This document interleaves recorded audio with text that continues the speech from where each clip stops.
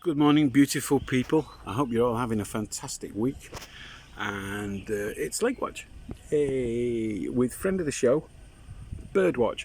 Now, those of you who watch regularly will remember that we started off with the bird feeder there, which I thought was, easy to see. Birds would be fine with it, they'd be all over it, and we got 0 birds. And then, thanks to input from various people, I put it over here. The birds, it was alleged, might need shelter or might need to be able to feel safer. 0 birds. By the way, what's going on at the moment is, remember we have a beehive in that corner, and I love it. And these are the wee bees. They're an indigenous Thai species.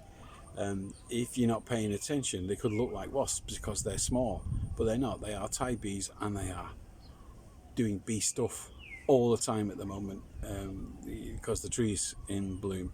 Fantastic to watch. Anyway, I moved the bird feeder there, which is wide out in the open, which somebody suggested again might be a thing to do. And eagle-eyed, pun intended, eagle-eyed bird watchers will know that the amount of feed in the feeder hasn't changed whatsoever. And so the only thing left to do now is to tell the birds to fuck up now. Is to change the food and see if that's what's doing it. I got sold dodgy bird seed, I don't know what you call it. Anyway, so that's that. A bit of an update on the health of the lake, which is something I took a deep dive into a couple of months ago, and I didn't make a video of it. So, as you know, Pla-Chadu are the reason, and that's the real name, by the way, we found out. They're also known as Pla-Joker or Pla-Sucker, are a problem on the lake because they swim around the boundary, according to local fishermen, forcing all the tasty fish into the middle, and the Pla-Chadu are inedible. I think I posted a YouTube link about how inedible they are, but they are not edible. They're just grim unless you're from Isan, and they will eat anything. That's the northeast of Thailand. So I wrote to the university department. One of the big universities here has a department dedicated to inland waterways. So I just wrote my message hoping that somebody spoke good enough English, explaining the situation with a map and so on. And they have been brilliant. Seriously brilliant. I mean, the English is perfect. I assume they probably studied abroad to get to be professors of this stuff. So anyway, they sent me a long email back explaining to me that this fish is not native to Thailand. It's invasive, and it's invaded the whole world. The whole world's got a problem with Pla-Chadu. So they really are the bad guys. Hence, they should still be called shadowfish, because I think it's more sinister. The reason why nobody likes them is because they eat fish's eggs more than anything else. And so it stops the natural population of the lake,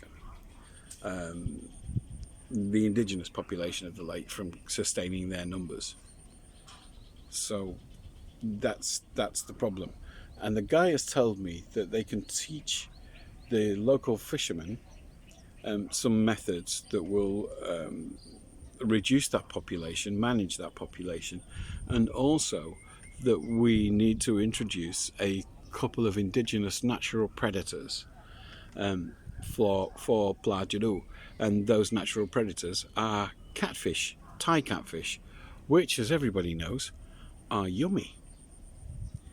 So the yummy fish eats the young of the not yummy evil fish, shadowfish, and controls the population naturally, returning a Thai equilibrium to the lake. So, job done, right? And they offered to send people down to teach the guys who run the Muban, because it's a private village. It's not an obator or a town council, although they do elect different leaders. So then I approached them, thinking, this is straightforward. It's not going to cost them anything. we can fix the lake. And I also suggested a clean-up day called We Love the Lake, where we get some t-shirts printed up and all the local kids come down and clean the bank of the lake once every 6 months, and we throw them a party. Very Thai kind of solution. Community's good, and I was met with apathy, which really upset me. Oh, there's a really big bee there. Hello, big bee. Can you see that? It's a really big bee. Anyway, so apparently the guys who built this whole village around this lake don't own the lake. And they also explained to me that they don't own the roads that go through the village, hence why the roads are so bad. The family that owned the lake, the patriarch of that family is an elderly Thai guy. This is an age-old story in Thailand, who is unable to run his company due to ill health, but hasn't passed away. And when he does, there will every Thai soap opera. Anyone who lives in Thailand knows the next bit of the script. Regardless of what will he leaves, his children will fight over it, and it will turn out that there's some poor person involved who has an illegitimate child. She will appear, making a claim on the will, and then there'll be a mini-series made of it, and it'll be shit. And men will have bad makeup on, including really obvious red lipstick. Thai soap operas are a thing in their own right. Anyway, so the lake's in limbo. We can't do anything without the permission of an elderly man who's, sadly passing away, and the executors of his business, well, they're not executors yet, but the people who are running the business, his lawyers, won't approve anything.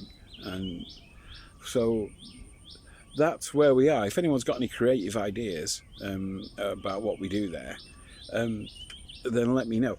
I did say to the guys here, though, there's nothing to stop us cleaning the lake, right? So let's do the We Love the Lake Day. That was met with slightly more than apathy. They said, oh, the people in this Muban, they don't do anything together, they don't talk, they're always on their computers or on their telephones and blah, blah, blah, blah, blah, blah. And just gave me reasons why not to do anything and none why we should do it.